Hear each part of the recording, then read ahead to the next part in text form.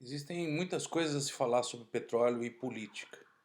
No Brasil, então, isso daí é um assunto que vem dominando a mídia brasileira desde a década de 30, pelo menos. Então, temos que olhar agora a geopolítica do petróleo brasileira, como fizemos com a geopolítica do petróleo no mundo. A história começa mais ou menos por volta dos anos 30, quando o governo Getúlio Vargas resolve criar um organismo para orientar a política de petróleo no país, que é o Conselho Nacional de Petróleo. Existem críticas sobre esse conselho, mas é uma primeira tentativa do Estado brasileiro de observar essa riqueza. Logo na sequência, o Brasil encontra o seu primeiro poço de petróleo na Bahia, na região do Recôncavo Baiano, região que até hoje produz petróleo. Mas tudo que eu falei até agora é mais curiosidade. A coisa começa a esquentar no finalzinho dos anos 40, 1948, quando surge um movimento chamado O Petróleo é Nosso. É governo Dutra, um governo muito marcado por políticas liberais, políticas que muitos chamam de entreguistas, e aí surge esse nacionalismo em torno do petróleo brasileiro, que é uma futura fonte de riqueza para o país. Esse movimento ele ganha força, você está vendo aqui um cartaz de um filme, e vários jornais vão encampar também essa campanha, e essa campanha vai ser bem sucedida, porque no comecinho dos anos 50, realmente vai acontecer um monopólio estatal do petróleo brasileiro, que era o que a campanha buscava, né? O Estado brasileiro controlando a nossa riqueza e não deixando isso para as empresas estrangeiras. Em 1953 é criada a empresa Petrobras S.A. Está aqui a lei 1953, lei levada ao Congresso por iniciativa do Poder Executivo, governo Vargas. Você já deve ter estudado isso em algum momento do seu curso de História, ou vai estudar. E a Petrobras, que o nome original é Petróleo Brasileiro S.A. Petrobras, que nasceu com esse logotipo, que é de um viés bem nacionalista.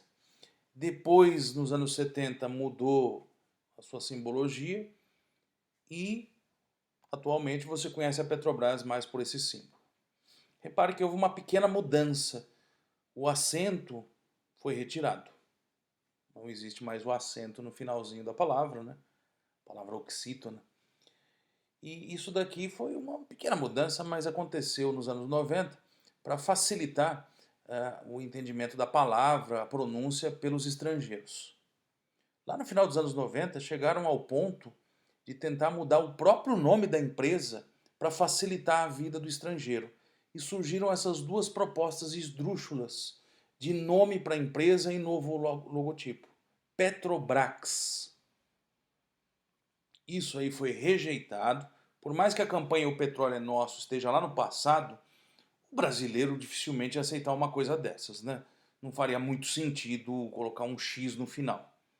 Eu costumo brincar dizendo que empresas que têm X no final eram as empresas de um empresário chamado Eike Batista. E foram todas pro buraco, né? Então é melhor não usar esse X no final. Vou tirar esse troço aqui. Professor, o que é a Petrobras, Petróleo Brasileiro S.A.? É uma empresa de economia mista. Significa que ela é um pouco estatal e ela é um pouco privada. Tem gente que chama de estatal, não está certo, porque existem ações privadas. Você, por sinal, pode comprar a ação da Petrobras se tiver interesse. Professor, mas e o Estado? O Estado, a partir do governo federal, a União, por isso que eu coloquei ali ações da União, é o principal dos acionistas. Isso está na lei da Petrobras. Então a Petrobras ela pode ter até mais ações privadas do que estatais. Mas o acionista que controla é o Estado brasileiro a partir da União. É o presidente do Brasil que define quem é o presidente da Petrobras, não são os acionistas.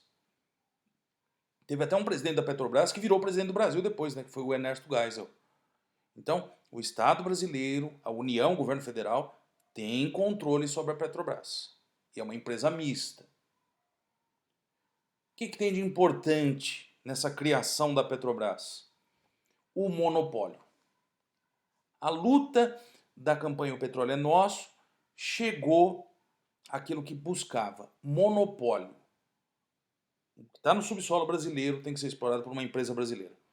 O que está no subsolo brasileiro já é do Estado brasileiro. Só que o Estado brasileiro ele não tem capacidade de explorar petróleo. O Estado ele tem que governar. Então o Estado ele concede a uma empresa. E a partir de 1953 o Estado só pode conceder isso a uma empresa, Petrobras. E eu coloquei aqui os 6 monopólios que a Petrobras obteve do Estado brasileiro a partir de 1953. Só a Petrobras poderia pesquisar o território do brasileiro em busca de informações sobre petróleo. Por isso que hoje ela tem uma informação enorme do Brasil e as outras não têm. Só ela podia fazer a lavra, que é a extração. Exportação e importação, só a Petrobras poderia comprar petróleo do exterior ou vender. Naquela época nem se pensava em exportação, mas hoje realmente existe exportação. Transporte e refino. Refino, você sabe, separar o petróleo em derivados, que é uma atividade bastante lucrativa, é uma atividade importante porque é atividade industrial relacionada a isso. Industrial eu digo no sentido de transformação. Uma única coisa ficou fora do monopólio: distribuição de derivados. É que é estranho usar o termo distribuição porque dá a impressão de que é dado, mas na verdade é a venda dos derivados. Então você sabe que existem várias empresas no Brasil que vendem gasolina, diesel, gás, liquefeito de petróleo, tem a Ultragás, não é isso? A Liquigás. E posto de gasolina tem um monte de marca. Então, o que está mais ligado à venda direta ao consumidor, isso não era monopólio. As outras empresas, inclusive internacionais, podiam participar. Isso perdurou por muito tempo. Então, a criação da Petrobras foi um marco na história do Brasil, uma vitória de um movimento chamado O Petróleo é Nosso. Ok? A partir daqui, eu paro por mais ou menos uns 40 anos e vejo uma situação de aumento na produção brasileira, busca por uma autossuficiência, investimento em pesquisa, busca por exploração no mar, que não era uma coisa muito comum, o chamado petróleo offshore, que é o que vem da plataforma continental, e as coisas vão andando. Mas, no final dos anos 90, as coisas mudam. Em 1997, uma nova lei do petróleo, 44 anos depois da criação da Petrobras, que acaba com os monopólios da Petrobras. A partir de 1997, todas as empresas petrolíferas do mundo podem participar daquelas 6 atividades. Foi a quebra dos monopólios. Teve até uma tentativa de reavivar a campanha O Petróleo é Nosso, mas essa lei passou e hoje qualquer empresa pode fazer qualquer atividade petrolífera no Brasil. E a Petrobras também, a partir de 1997, com essa nova lei do petróleo, se viu obrigada a dividir um pouco das suas funções com outros organismos que apareceram e que estão aí até hoje, que é o caso da Agência Nacional de Petróleo, Gás Natural e Biocombustíveis, ANP, e também o Conselho Nacional de Política Energética. O conselho é formado por ministros, é ele que define a política energética brasileira. Ou seja, é o Estado brasileiro dizendo qual que é a política. Só que o problema é que isso fica muito vinculado a governos. As políticas energéticas podem mudar conforme mudam os governos. Quando estava na mão de uma empresa só, ficava mais fácil, né? Porque você tinha gestões muito mais longas, uma continuidade dentro da empresa. E a Agência Nacional de Petróleo ela tem como função principal fiscalizar tudo que envolve petróleo no Brasil. E essa agência tem governo, empresa e consumidor envolvido. Então, tem alguns representantes de cada um desses 3 lados. Ou seja, a Petrobras ela perdeu os monopólios e perdeu um pouco da sua força em termos de impor a política energética brasileira. Aí muita gente vai perguntar, senhor, isso foi bom ou ruim para a Petrobras? Isso é uma pergunta que tem resposta até de viés ideológico. Vai ter gente que vai achar que é maravilhoso, tem gente que vai achar que é horrível. O que eu posso dizer é o seguinte, do final dos anos 90 para cá, a produção da Petrobras aumentou muito. E tem gente que vai dizer que o fim do monopólio até ajudou a Petrobras, porque fez com que a Petrobras se tornasse uma empresa mais competitiva. Mas vai ter gente que vai dizer outra coisa, vai dizer que aumentou a produção de petróleo e a Petrobras se deu bem nos últimos anos, porque o próprio mercado do petróleo se aqueceu. A China começou a comprar petróleo de todo mundo, o petróleo se valorizou. E outros vão dizer que a Petrobras deu um salto enorme por causa da sua própria qualidade, por causa da sua pesquisa científica, do seu conhecimento, da sua expertise. A verdade é que, do final dos anos 90 para cá, a produção de petróleo no Brasil cresceu absurdamente. Cresceu muito. E nos anos 2000, notícias extremamente animadoras para o Brasil. O Brasil consegue a autossuficiência petrolífera. Esse termo ele é meio esquisito. Ele significa o quê? Que o Brasil conseguiu produzir em barris diários o mesmo que ele consome. Só que mesmo que ele produza o mesmo que ele consome, ele ainda faz parte de um mercado internacional, porque ele tem que comprar petróleo, principalmente o petróleo leve, que é mais caro e dá origem à gasolina e diesel, e ele vende o mais barato, que é o petróleo pesado, que dá origem ao asfalto. Então o termo autossuficiência não é muito correto. Mas como usam ele, então a gente aceita. Muita crítica até hoje a esse termo autossuficiência. O Brasil ainda não se desvencilhou do resto do mundo, ele ainda necessita comprar coisas. Mas foi o que a Petrobras anunciou na época. E além disso, no ano de 2006, a descoberta de uma nova camada de petróleo mais profunda, que é o petróleo pré-sal.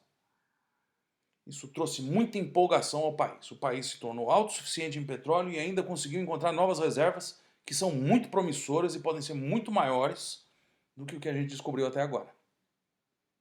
É um momento de auge, vamos dizer assim, da história da Petrobras.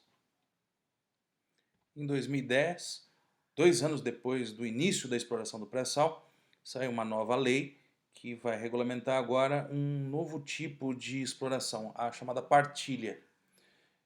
Até 2010, a riqueza, petróleo era do Estado, e o Estado concedia totalmente a uma empresa que faria a exploração daquilo e devolveria ao Estado em tributos e em royalties.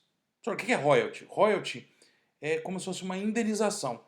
O Estado ele recebe uma indenização pelo uso do seu recurso que pode causar inclusive acidente. E quem recebe royalty? Município, Estado e União. Então, em 2010, o que foi criado? Um regime novo chamado partilha, em que o Estado não cede totalmente a riqueza à empresa que vai explorar. O Estado ele fica com uma parte da riqueza. E o Estado ele pode contratar uma empresa para fazer isso por ele, como se estivesse terceirizando. E além disso, essa lei exige que a Petrobras participe de todas as áreas exploradas de pré-sal no Brasil. A Petrobras perdeu o monopólio, mas houve uma tentativa de se inserir obrigatoriamente a Petrobras em todas as explorações de poços pré-sal no país. Mas a gente está chegando no final do nosso histórico e no ano de 2016, com uma mudança inclusive de governo, você sabe que houve uma pressão enorme no sentido de se modificar essa lei de 2010, acabando com a obrigatoriedade da Petrobras participar de todas as explorações de pré-sal. Aí, de novo, bom, ruim. Vai ter gente que vai defender, vai ter gente que vai atacar. Quem defende diz o quê? Petrobras estava em crise. No começo dos anos 2010, a Petrobras realmente entrou em crise. E não tinha volume de dinheiro suficiente para investimento. Então, quando ela era obrigada a investir, isso era muito difícil para ela, naquele momento. E além disso, a Petrobras poderia escolher se ela queria ou não. Então, se ela quisesse participar da exploração pré-sal junto com os outros, ela participa. Se ela não quiser, ela não participa. Então, dizem que isso foi vantajoso. Ao mesmo tempo, existem os críticos que vão dizer que isso daí pode ter deixado a Petrobras na mão dos seus futuros presidentes que possam escolher não explorar porque querem favorecer as outras empresas. Tudo quando se fala em geopolítica de petróleo no Brasil envolve essa disputa entre os chamados desenvolvimentistas ou intervencionistas de um lado, né? E os liberais, ou como alguns chamam, entreguistas do outro.